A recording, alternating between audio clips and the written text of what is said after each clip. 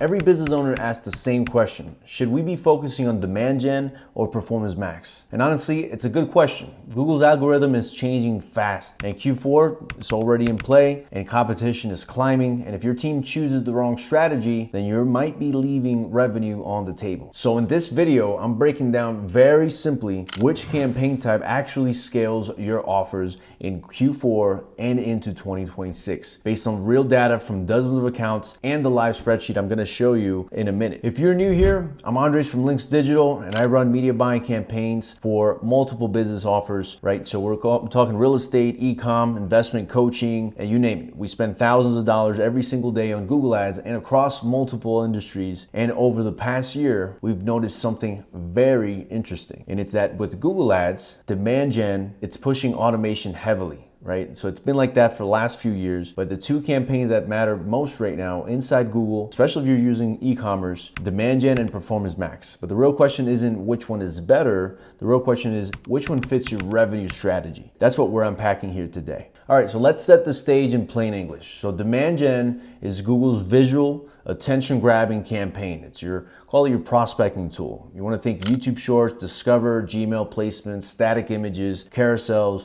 Basically everything is meant to stop the scroll. It's designed to reach cold audiences and warm them up with strong creative. Performance Max, on the other hand, is Google's super campaign, which hits search, shopping, YouTube, display, Discover, Gmail, Maps, all in one. It is a conversion engine, and it's built for people who are ready to take action. Now, here's where most advertisers, business owners mess up. They try to use demand gen to convert cold traffic instantly, and then they try to use performance max to generate cold attention. So both are actually wrong. Demand gen builds interest while performance max harvests it, right? So it does work in parallel, and we're gonna cover that with some of the real data on our screen right here. All right, so let's pull up this sheet so we can talk some numbers. When we ran demand gen across different campaigns, in this particular offer, it's a high ticket offer. And you can see here, this is as early as last week. We haven't updated some of these numbers here. That's how early it is. But you can see here, November 3rd to November 9th, we have $22,629. I think that's the most we've spent on this demand gen campaign. You can see as we go back in time, we've been running demand gen campaigns for a while. Total spend has been $300,000 on this particular account. And that's over 1 million impressions.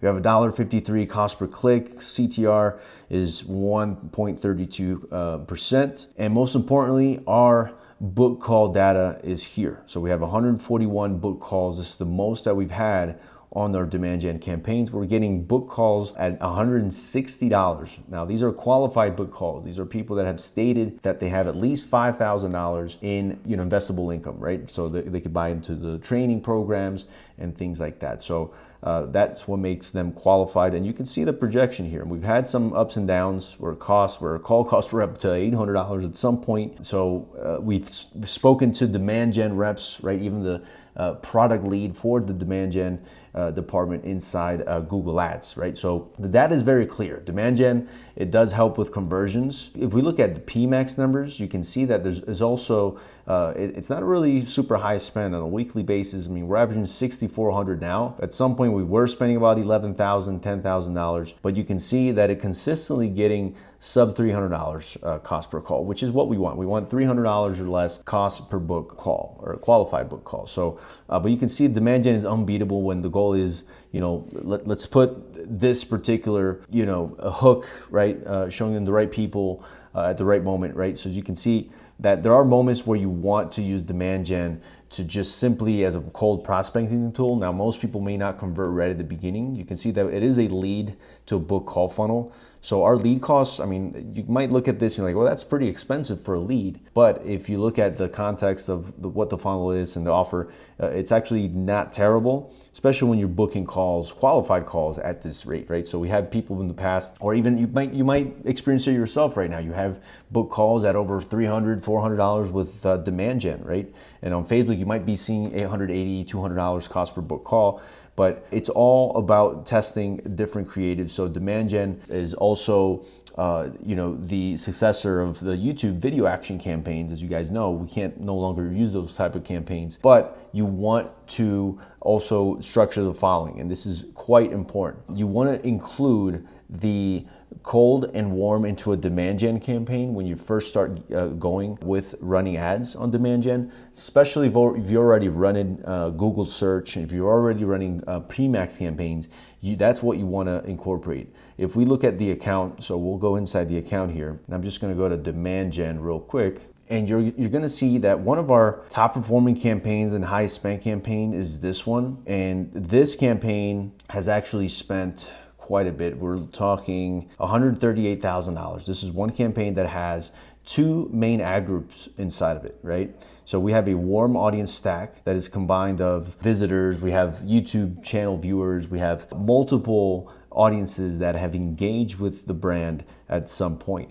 We also have a cold prospecting audience, which is in this case, this is for real estate. Again, we are blocking this out just for, privacy reasons here, but it is a cold prospecting audience. And it's still generating our book calls. You can see your appointment scheduled, 5K plus, application complete. That's over 463 conversions combined. Our cost per conversion is about 298. So just right around the KPI what we need, right? So, and ultimately these have generated sales. So we don't have the sales figures to share that with you. But if we're running, we're spending over $138,000. You best assure that we are generating sales from these campaigns. Now, if we go to regular PMax campaigns, you're used to seeing, one asset group. So there's also a combination of cold and warm for this, but we've also ran our cold only campaigns and some warm campaigns. So for example, this warm campaign here, it sends people to a different funnel page, right? But you can still generating a cost per book call at $156, for example, right? And I think it's even less than that just because we're not counting some of the tracking, in the back end. And again, this campaign has spent $50,000. That's a PMax campaign, but it's been consistent at that budget. Now, Google says that, hey, this is limited by budget. If you increase it, you're going to get an increase here of weekly conversions. Sometimes I take heed and give it a go, but at times it's not as accurate as I'd like it to be, right? So, but you can see that it's still a combination. Like we still have campaigns from June actively working here, and then we have some of the new ones from example October. We relaunched these.